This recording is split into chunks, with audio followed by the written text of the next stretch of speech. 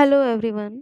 आज की क्लास में मैं आपको मनोविज्ञान के बारे में पढ़ाऊंगी। मनोविज्ञान न केवल यूपी टेट सी टेट के लिए ज़रूरी है बल्कि सुपर टेट में भी इससे संबंधित क्वेश्चन पूछे जाते हैं।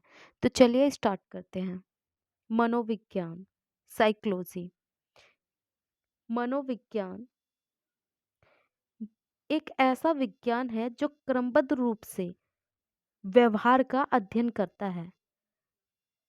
यह प्राणी के भीतर के मानसिक एवं दैहिक यह प्राणी के भीतर के मानसिक यानी कि वो जो दिमाग से सोचता है, और दैहिक यानी कि वो जो फिजिकली कार्य करता है, प्रक्रियाओं जैसे चिंतन करना, भाव आदि का वातावरण की घटनाओं के साथ उनका क्या संबंध है, जो वो चिंतन करना कर रहा है, भाव उत्पन्न हो रहे हैं, उनका बाहरी जीवन से क्या संबंध है, जोड़कर अध्ययन किया जाता है। इसलिए मनोविज्ञान को व्यवहार व मानसिक प्रक्रियाओं के अध्ययन का विज्ञान कहा गया है। व्यवहार में मानव व्यवहार तथा पशु व्यवहार दोनों ही सम्मिलित होते हैं। व्यवहार में न केवल मानव का व्यवहार सम्मिलित होता है बल्कि पशुओं का व्यवहार भी सम्मिलित होता है। मानसिक प्रक्रियाओं के अंतर्गत संवेदना, संवेदना यही जो हमने बताया था कि वो जो मान जो वो दैहिक रूप से यानी कि जो कुछ चीज छूकर महसूस करता है। अवधान यानी कि जो वो चीज अपने दिमाग से सोच रहा है।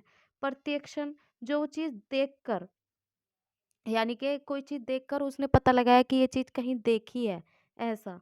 सीखना अधिगम से संबंधित है। स्मृति वो सोच रहा है, समझ रहा है उस चीज के बारे में, यानी कि चिंतन स्मृति कर रहा है, आदि आते हैं। साइकोलॉजी का प्रयोग, साइकोलॉजी का प्रयोग रुडोल्फ गोल्काई ने साइकोलॉजी का प्रयोग रुडोल्फ गोल्काई ने किया 1590 में अपनी साइकोलॉजी पुस्तक में, साइकोलॉजी ऑफ साइकोलॉजिया पुस्तक में। और ये पुस्तक किसकी है? रुडोल्फ गोल्काई की। उन्हीं की पुस्तक है, उन्होंने ही साइकोलॉजी का प्रयोग किया। किस कौन से सन में? 1590 में। चलिए आगे देखते हैं। मनोविज्ञान आवश्यक क्यों है? मनोविज्ञान इसकी जरूरत क्या है?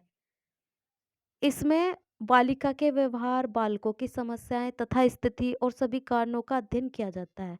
इसमें बालिकाओं के व्यवहार, समस्याएं तथा उनकी क्या स्थिति है, इन सभी कारणों का अध्ययन किया जाता है तथा इसका प्रभाव उनके जीवन पर, उनके दिमाग पर इसका क्या प्रभाव पड़ता है, इसका भी अध्ययन इसी में ही है, बाल मनोविज्ञान में ही उनकी समस्या तथा स्थिति, उनके कारणों का अध्ययन किया जाता है। इसका क्या प्रभाव पड़ता है उनके जीवन पर, इस चीज का क्रोवेक क्रो के अनुसार, क्रोवेक क्रो के अनुसार तो चलिए देखते हैं क्रोवेक क्रो के अनुसार बाल मनोविज्ञान को क्या कहा गया है। बाल मनोविज्ञान को एक क्रो ने बाल मनोविज्ञान को एक वैज्ञानिक अध्ययन कहा है। इसमें बालकों के पूर्व काल से लेकर किशोर अवस्था तक का अध्ययन किया जाता है। 16वीं शताब्दी में साइकोलॉजी को शाब्दिक अर्थ के आधार पर सर्वप्रथम प्लेटो व अरस्तु डेकार्ट के द्वारा मनोविज्ञान को आत्मा का विज्ञान यानी साइंस ऑफ सोल माना गया। 16वीं शताब्दी में साइकोलॉजी को क्या कहा गया? 16वीं शताब्दी में साइकोलॉजी को सबसे पहले प्लेटो अरस्तु डेकार्ट के द्वारा मनोविज्ञान को आत्मा का विज्ञान कहा गया। 17वीं शताब्दी में इटली के मनोवैज्ञानिक पोम्पोनोजी ने मनोविज्ञान को मन या मस्तिष्क का विज्ञान माना। बाद में यह परिभाषा अमान्य हो गई, ठीक, ये चली नहीं। 19वीं शताब्दी में 19वीं शताब्दी में इसको William Wundt, William James Watson और जेम्स ली आदि के द्वारा मनोविज्ञान को चेतना का विज्ञान माना गया।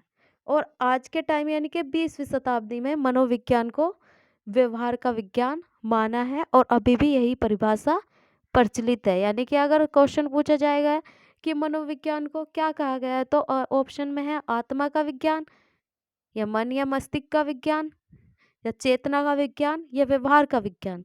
तो सही होगा इसमें ऑप्शन व्यवहार का विज्ञान।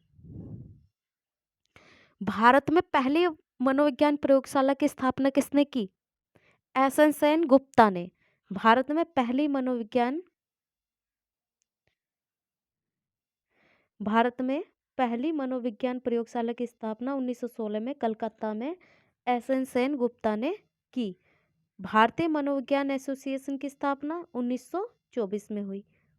ठीक, तो आगे चलते हैं। अधिगम का अर्थ क्या है? अधिगम का अर्थ है व्यवहार में परिवर्तन।